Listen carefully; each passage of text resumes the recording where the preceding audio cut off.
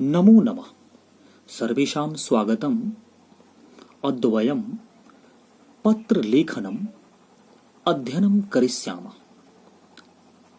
मैं अमन आज आप लोगों को पत्र लेखन के बारे में बताएंगे। पत्र लेखन एक कला है। अपने दूरस्थ संबंधियों तथा मित्रों से अपने मन की बात कहने का अच्छा और सबसे सस्ता साधन है पत्र। तो पत्र लेखन के बारे में हम लोग चलते हैं।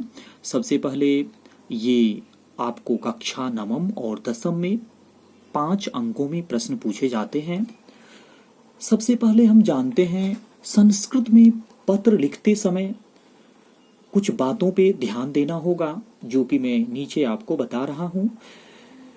पत्र संक्षिप्त एवं सार गर्भित होना चाहिए। यदि प्रश्न में लेखक का नाम बताया गया हो तो पत्र उसी की तरफ से लिखा जाना चाहिए। मंजूषा के शब्दों को बार बार पढ़कर पहले पेंसिल से पत्र में भरकर फिर पेन से तुरंत पक्का कर लेना चाहिए। पत्र के आरंभ में पारिवारिक पत्रों में बड़ों के लिए सादरम नमो नमः, सादरम प्रणामः तथा अंत में भवदीयः या भवतः प्रिय या भवदाज्ञाकारी बालः आदि पदों का प्रयोग करना चाहिए। छोटों के लिए आरंभ में स्नेहाशीष या शुभाशीषम लिखकर अंत में त्वदीयः शुभचिंतक लिखा जा सकता है। मित्र के लिए आरंभ में सौप्रेम नमो नमः तथा अंत में भवदीयम सखा या भवतः बंधु इत्यादि लिख सकते हैं। व्यवहारिक पत्रों में भी आरंभ में नमो नमः तथा अंत में भवदीयः लिखा जा सकता है। एक उदाहरण के तौर पे हम आपको एक पत्र लेखन बता रहे हैं। प्रश्न है, स्वभ्रातः विवाहस्य अवसरे दिनद्वयस्य अवकाशार्थं प्रधानाचार्यं प्रतिलिखते प्रार्थना पत्रे रिक्तस्थानानि पूरयेत्। स्वभ्रातः मतलब अपने भाई के विवाह के अवसर में, अपने भाई के विवाह के अवसर में 2 दिन के छुट्टी के लिए प्रधानाचार्य को पत्र लिखें और प्रार्थना पत्र में जो है सो रिक्त स्थान को पूरा करें। ये आपको पत्र है, अपने भाई के विवाह के अवसर पे लिखना है 2 दिन की छुट्टी के लिए, जो कि लिखा हुआ है, और खाली जगह यानी रिक्त स्थानों को पूरा करना है। मंजूषा, प्रश्न में आपको मंजूषा दिया हुआ रहेगा। मंजूषा का मतलब बॉक्स में आपको कोई भी शब्द लिखा रहेगा, जैसे 10 शब्द रहेगा। स्वधन्यवादम निवेदिनम प्रधानाचार्या दिनद्वयस्य भवदीयः भ्रातु आज्ञाकारी शिष्य गमिष्यति भवन्तः महोदया और डेट रहेगा।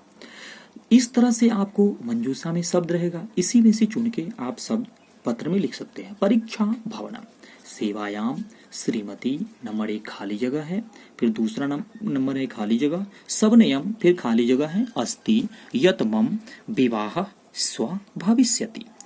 वर यात्रा दिल्ली नगरम, फिर 5वां नंबर खाली है, अतः मह्यम, फिर 6 नंबर खाली है, अवकाशम प्रदाय, फिर खाली है, अनुगृह्णन्तु, फिर 8 नंबर खाली है, भवदयः, फिर 10 नंबर खाली है, यहाँ रामः लिखा हुआ है, यहाँ तिथि लिखा हुआ है। अब देखिए इसमें से चुन करके हम लिखते हैं, तो इसमें से चुन करके हम लिखते सेवायाम श्रीमती। आखिर हम किसको लिख रहे हैं, तो इसमें से सबसे पहले प्रधानाचार्य यहाँ लिखेंगे। उसके बाद दूसरा नंबर में आपको जो है सो यहाँ महोदया होगा, जो कि यहाँ दूसरा नंबर में महोदया, स्त्रीलिंग के लिए महोदया का प्रयोग करेंगे और पुल्लिंग के लिए महोदया का प्रयोग करेंगे। सबनयम निवेदनम, यहाँ निवेदनम है, निवेदनम लिखेंगे। अस्ति यत मम मतलब सबने निवेदन है, यत मतलब होता है कि, मम मतलब मेरे।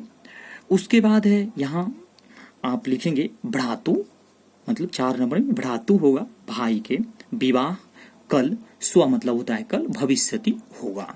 वर यात्रा दिल्ली नगरम यानी वर यात्रा के लिए दिल्ली नगर को जो है सो आपको गमिष्यति, गमिष्यति मतलब जाएंगे। अब उसके बाद है अतः मतलब इसलिए, मह्यम मतलब मुझे दिन द्वयस्य, इसी में से चुन करके लिखना है, दिन द्वयस्य यहाँ है तो दिन द्वयस्य लिख दिए। दिन द्वयस्य अवकाशम प्रदाय मतलब 2 दिन के अवकाश प्रदान। उसके बाद है आपको 7 नंबर में लिखना है भवन्तः अनुगृह्णन्तु, इसी में से चुन करके लिखना है भवन्तु अनुगृहन्तु। 2 दिन के अवकाश के प्रदान करने की आप कृपा करें। उसके बाद है 8 नंबर में आपको यहाँ सधन्यवादम लिखना है। उसके बाद जो है यहाँ भवदीय मतलब आपके। उसके बाद जो है सो यहाँ 9 नंबर है, 9 नंबर में होगा आज्ञाकारी शिष्य। उसके बाद तिथि, तिथि यहाँ से लिख देंगे। और इस तरह से इस पत्र का जो है सो यहाँ नीचे में हम आपको आंसर लिख दिए हैं। यहाँ आंसर है जो कि इसका आंसर ये है 1 नंबर में प्रधानाचा। इस प्रकार आपको पत्र लेखन के बारे में बताए। आप इस तरह से आप अभ्यास करते रहेंगे। धन्यवाद।